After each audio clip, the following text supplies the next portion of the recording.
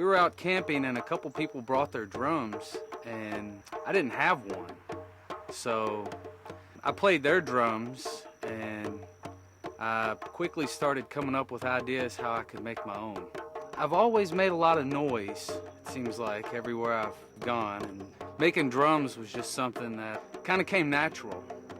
I discovered bamboo and how to get bamboo down in Florida, so I began making trips down to Florida, cutting dead bamboo stems and making rain sticks, and the rain sticks led to the didgeridoo, and the didgeridoo led to the gourd drum.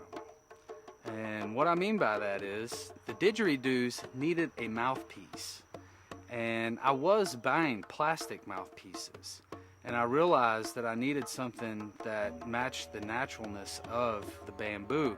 So I began using the very tips of gourds where the stem grows out, and started incorporating the piece of gourd into my didgeridoos. And it wasn't very long after that that I had piles of gourds that had just the tips removed off of them, and I started devising concepts for creating the gourd drum, which happens to be my bread and butter these days.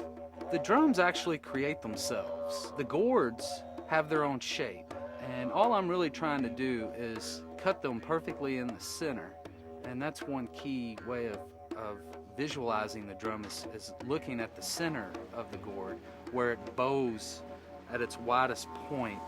Right there where it bows out is where the gourd needs to be cut. So really it's the gourd speaking to me, telling me how it needs to be made, whereas I'm just part of the person that puts it together.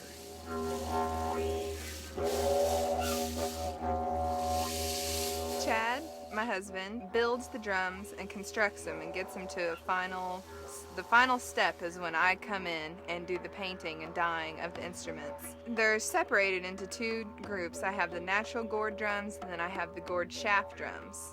And the shaft drums first are burned and the patterns are laid out, so I kind of already have a template to look at before I start dyeing them. And then I use Q-tips actually as my paintbrush.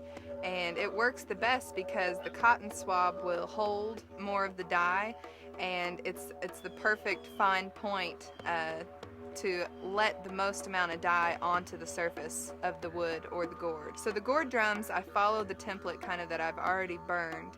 And then the natural gourd drums, there's about 5 or 6 different patterns that I alternate, and then with the patterns I'll change and do many different colors within the pattern as well.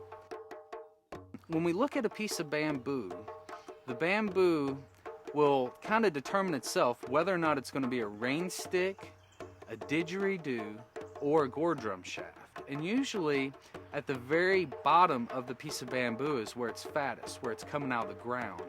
So when it gets really fat, it's usually too large for a didgeridoo and too large for a rain stick, but it's perfect for a gourd drum. The rain sticks are usually the very top of the piece of bamboo and more towards the bottom, where the didgeridoos are more or less the pieces in between. And for an example, when we harvest a piece of bamboo that is 45 foot long, we can get anywhere from 6 to 8 didgeridoos, 12 rain sticks, and maybe 5 to 8 gourd drum shafts out of one piece of bamboo.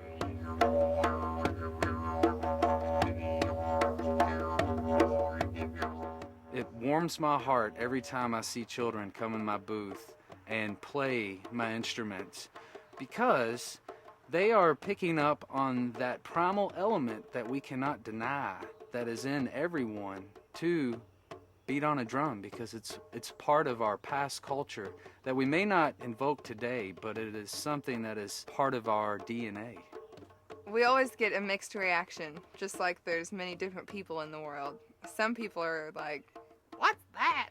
Why would I need one of those? You know? And other people are truly excited because they know what the instruments already are, and maybe they've been looking for one, or they know how to play already. And so they're excited and they'll instantly grab the instrument and begin playing. Same with children. Children will come and immediately grab something and begin playing. And that's fine with us since the instruments are light and durable with the epoxy coating. It allows them to be more durable. I like the creation process of making these instruments. They're only getting better.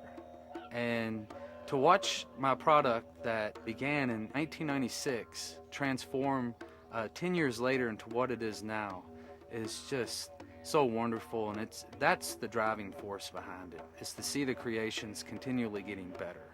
Just joy, really. I mean, there's being an artist in business for yourself and in our culture today is very difficult. But the joy of meeting people that are truly fascinated with what we do, and children and older people who have never heard of these instruments before, to be able to be an educator in that realm and an artist, it's just very rewarding when we're actually at the fairs and at galleries and at different places with our instruments. I think it's meeting people that always re-inspires us in what we do. Just continue growing, I guess. The sky's the limit.